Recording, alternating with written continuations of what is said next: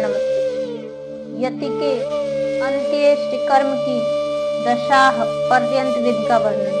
वामदेव जी बोले, जो मुक्त यति है उनके शरीर का दाह कर्म नहीं, मरने पर उनके शरीर को गाड़ दिया जाता है, यह मैंने सुना है। मेरे गुरु कार्तिकेय, आप प्रसन्नता पूर्वक यतियों के उस अंत्येष्टि कर्म का मुझसे वर्णन कीजिए, क्योंकि तीनों लोकों में आपके सिवा दूसरा कोई इस विषय का वर्णन करने वाला नहीं है। भगवान शंकर नंदन, जो पूर्ण परम ब्रह्म में अहं भाव का आश्रय ले देह पंजर से मुक्त हो गए हैं तथा जो उपासना के मार्ग से शरीर बंधन से मुक्त हो परमात्मा को प्राप्त हुए हैं, उनकी गति में क्या अंतर है यह बताइए प्रभु। मैं आपका शिष्य हूँ, इसलिए अच्छी तरह विचार करके प्रसन्नता पूर्वक मुझसे इस विषय का वर्णन कीजिए। स्कंद ने कहा, जो कोई यति समाधिस्थ हो शिव के चिंतन पूर्वक अपने शरीर का परित्याग करता है, वह यदि महान धीर हो तो परिपूर्ण शिव रूप हो जाता है। किंतु यदि कोई अधीर चित्त होने के कारण समाधि लाभ नहीं कर पाता, तो उसके लिए उपाय बताया है, सावधान होकर सुनो। वेदांत शास्त्र के वाक्यों से जो ज्ञाता ज्ञान और ज्ञेय इन तीन पदार्थों का परिज्ञान होता है, उसे गुरु के मुख से सुनकर यति यम नियम आदि रूप योग का अभ्यास करे। उसे करते हुए वह भलीभांति शिव के ध्यान में तत्पर रहे। उन्हें उसे नित्य नियम पूर्वक प्रणव के जप और अर्थ चिंतन में मन को लगाए रखना चाहिए। यदि देह की दुर्बलता के कारण धीरता धारण करने में असमर्थ यति निष्काम भाव से शिव का स्मरण करके अपने जीर्ण शरीर को त्याग दे, तो भगवान सदाशिव के अनुग्रह से नंदी के भेजे हुए विख्यात 5 अतिवाहित देवता आते हैं। उनमें से कोई तो अग्नि का अभिमानी, कोई ज्योति पुंज स्वरूप, कोई दिनाभिमानी, कोई शुक्ल पक्ष अभिमानी और कोई उत्तरायण का अभिमानी होता है। ये पांचों सब प्राणियों पर अनुग्रह करने में तत्पर रहते हैं। इसी तरह धूमाभिमानी, तम का अभिमानी, रात्रि का अभिमानी, कृष्ण पक्ष का अभिमानी और दक्षिणायन का अभिमानी, ये सब मिलकर 5 होते हैं।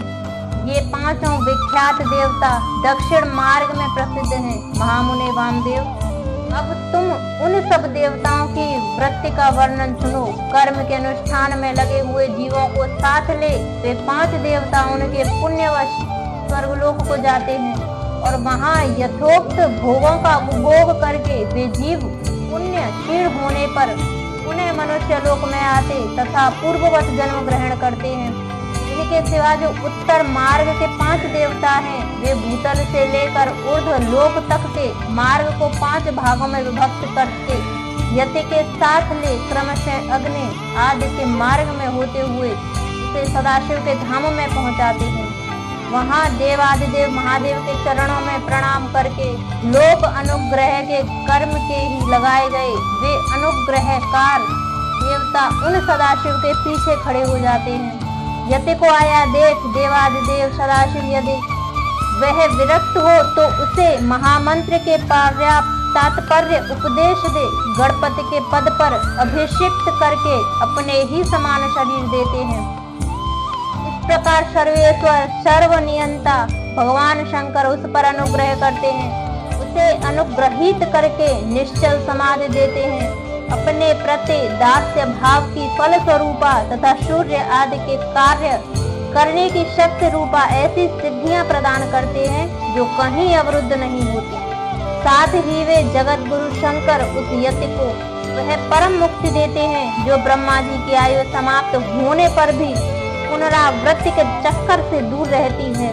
तथा यति यही समष्टि मान संपूर्ण ऐश्वर्य से युक्त पद है और यही मोक्ष का राजमार्ग है, ऐसा वेदांत शास्त्र का निश्चय है। जिस समय यति मरणासन्न हो शरीर से शिथिल हो जाए, उस समय उस श्रेष्ठ संप्रदाय वाले दूसरे यति अनुकूलता की भावना ले उसके चारों ओर खड़े हो जाएं। वे सब वहां क्रमशः प्रणव आदि वाक्यों का उपदेश दे उनके तात्पर्य का सावधानी और प्रसन्नता के साथ सुस्पष्ट वर्णन करें और जब तक उसके प्राणों का लय न हो जाए तब तक निर्गुण परम ज्योति स्वरूप सदाशिव का उसे निरंतर स्मरण कराते रहें। सब यतियों का यहाँ समान रूप से संस्कार क्रम बताया जाता है। सन्यासी सब कर्मों का त्याग करके भगवान शिव का आश्रम ग्रहण कर लेते हैं, इसलिए उनके शरीर का दाह संस्कार नहीं होता और उनके न होने से उनकी दुर्गति नहीं होती। सन्यासी के शरीर को दूषित करने वाले का राजा का राज्य नष्ट हो जाता है, उसके गांव में रहने वाले लोग अत्यंत दुखी हो जाते हैं। इसलिए उस दोष का परिहार करने के लिए शांति का विधान बताया जाता है। उस समय नम न्याय से लेकर नम अमीव केभ्य तक के मंत्र का विनीत चित्त होकर जप करें। फिर अंत में ओंकार का जप करते हुए मिट्टी से देव यजन की पूर्ति करें मुनीश्वर। ऐसा करने से उस दोष की शांति हो जाती है। अब सन्यासी के शव के संस्कार की विधि बताते हैं। पुत्र या शिष्य आदि को चाहिए कि यति के शरीर का यथोचित रीति से उत्तम संस्कार करे। ब्राह्मण, मैं कृपा पूर्वक संस्कार की विधि बता रहा हूँ, सावधान होकर सुनो। पहले यति के शरीर को शुद्ध जल से नहलाकर पुष्प आदि से उसकी पूजा करें। पूजन के समय श्री रुद्र संबंधी चमत्कार अध्याय और नमकाध्याय का पाठ करके रुद्र सूक्त का उच्चारण करें। उसके आगे शंख की स्थापना करके शंखस्थ जल से यति के शरीर का अभिषेक करें। सिर पर पुष्प रख के प्रणव द्वारा उसका मार्जन करें। पहले के कौपीन आदि को हटाकर दूसरे नवीन कौपीन आदि धारण कराए। फिर विधि पूर्वक उसके सारे अंगों में भस्म लगाए। विधिवत त्रिपुंड लगाकर चंदन द्वारा तिलक करें। फिर फूलों और मालाओं से उसके शरीर को अलंकृत करें। साथ ही कंठ, मस्तक, बांह, कलाई और कानों में क्रमशः रुद्राक्ष की माला के आभूषण मंत्र उच्चारण पूर्वक धारण कराकर उन सब अंगों को सुशोभित करें। फिर धूप देकर उस शरीर को उठाए और विमान के ऊपर रखकर ईशान आदि पंच ब्रह्माय रमणीय रथ पर स्थापित करें। आदि में ओंकार से युक्त 5 सद्योजात आदि ब्रह्म मंत्रों का उच्चारण करके सुगंधित पुष्पों और मालाओं से उस रथ को सुसज्जित करें। फिर नृत्य, वाद्य तथा ब्राह्मणों के वेद मंत्रोच्चारण के ध्वनि के साथ ग्राम की प्रदक्षिणा करते हुए उस प्रेत को बाहर ले जाए। तदंतर साथ गए हुए वे सब यति गांव के पूर्व या उत्तर दिशा में पवित्र स्थान में किसी पवित्र वृक्ष के निकट देव यजन गड्ढा खोदें। उसकी लंबाई सन्यासी के दंड के बराबर होनी चाहिए। फिर प्रणव तथा व्याहत मंत्रों से उस स्थान का प्रोक्षण करके वहां क्रमशः शमी पत्र और फूल बिछाए। उसके ऊपर उत्तराग्र कुश बिछाकर उस पर योग पीठ रखे। उसके ऊपर पहले कुश बिछाए, कुशों के ऊपर मृग चर्म तथा उसके ऊपर भी वस्त्र बिछाकर प्रणव सहित सद्योजात आदि पंच ब्रह्म मंत्रों द्वारा पाठ करते हुए पंच गव्यों द्वारा उस शव का प्रोक्षण करें।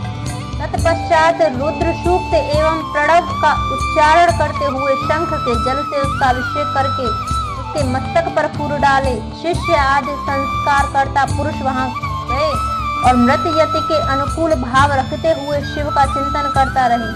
तदंतर ओंकार का उच्चारण और स्वस्ति वाचक करके उस शव को उठाकर गड्ढे के भीतर योग आसन पर इस तरह बिठाए जिससे उसका मुख पूर्व दिशा की ओर रहे। फिर चंदन पुष्प से अलंकृत करके उसे धूप और गुग्गुल की सुगंध से इसके बाद विष्णु हव्यमिद रक्षस्व ऐसा कहकर उसके दाहिने हाथ में दंड दें और प्रजापति ने स्वदेतान्य यजु इस मंत्र को पढ़कर बाएं हाथ में जल सहित कमंडल अर्पित करें। फिर ब्रह्म यज्ञान प्रथम इस मंत्र से उसके मस्तक का स्पर्श करके दोनों भौहों के स्पर्श पूर्वक रुद्र सूक्त का जप करे। तत्पश्चात मां नो महांत मुन यजु इत्यादि 4 मंत्रों को पढ़कर नारियल के द्वारा यति के शव के मस्तक का भेदन करे। इसके बाद उस गड्ढे को पाट दे। फिर उस स्थान का स्पर्श करके अनन्य चित्त से 5 ब्राह्मणों का जप करे। तदंतर यो देवान प्रथम पुरस्तात् से लेकर तस्य प्रकृति दीनस्य यं परं संग महेश्वर तक महानारायणो उपनिषद के मंत्रों का जप करके संसार रूपी रोग के भेषज सर्वज्ञ स्वतंत्र तथा सब पर अनुग्रह करने वाले उमा सहित महादेव जी का चिंतन एवं पूजन करें। पूजन की विधि यूं है।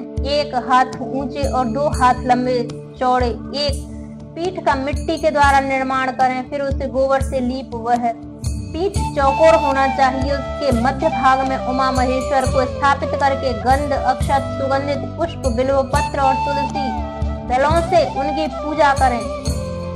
तत्पश्चात प्रणव से धूप और दीप निवेदन करें।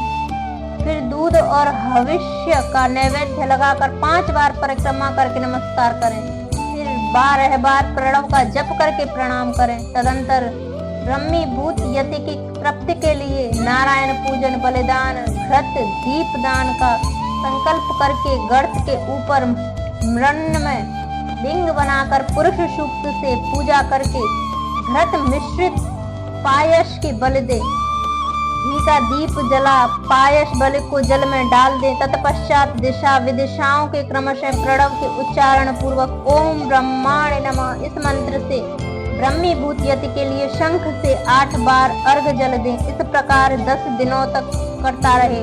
मुनिश्रेष्ठ, यह दशाहत तक की विधि तुम्हें बताई है। अब यतियों के एकादशाहत की विधि सुनो।